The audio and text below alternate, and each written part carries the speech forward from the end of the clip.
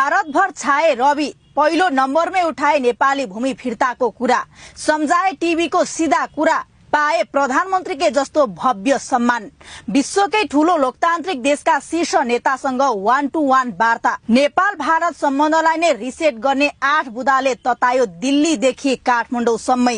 दिल्लीको सडकदेखि भारतीय प्रधानमन्त्रीको कार्यालयसम्म एउटा नेपाली नेताको अभूतपूर्व स्वागत भइरहेको छ।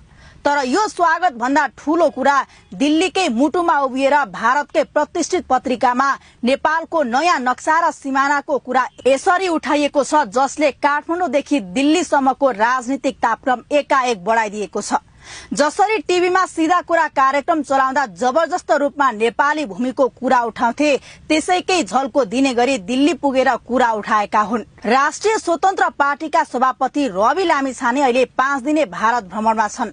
भारतीय जनता पार्टीको मुख्यालयदेखि उच्च तहका नेताहरूसँग उनको 1-to-1 वार्ता चलिरहेको छ। तर अहिले चर्चा राजनीतिक भेटघाटको मात्र छैन, चर्चा ती 8 बुँदे प्रस्तावको भइरहेको छ, जुन रविले भारतको हिन्दुस्तान टाइम्स मार्फत सिङ्गो भारतीय संस्थापनलाई सुनाएका छन्। दशकौंदेखिको नेपाल भारत सम्बन्धलाई परम्परागत भूराजनीतिबाट निकालेर विकास कूटनीतिको नयाँ परिभाषा दिने यो कदम सामान्य पक्कै छैन।